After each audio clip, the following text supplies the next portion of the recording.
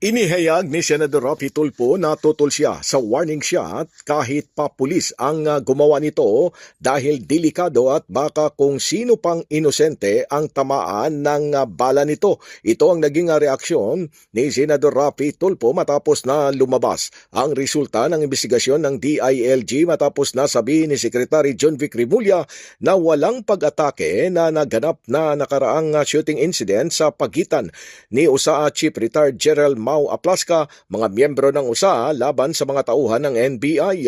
Ayon kay Senador Raffy na bilang dating PNP officer, alam ni USAA Chief Aplasca na wala sa SOP o Standard Operating Procedure ng PNP ang warning shot. Iginiit pa ni Senador Raffy na kung talagang under threat, dapat na paputukin ito sa kalaban at hindi nag-warning shot.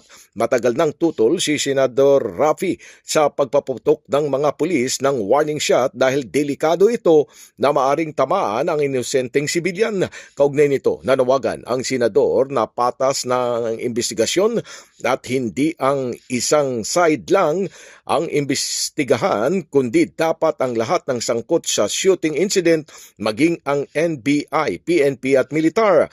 Hindi naman sang-ayon si Senador Tulfo na isama pa sa investigasyon si Senate President Alan Peter Cayetano dahil wala naman itong kinalaman sa naturang insidente. Pilipinas, mula sa Senado, Silvestre Rombolabay, Radyo Kayumanggi.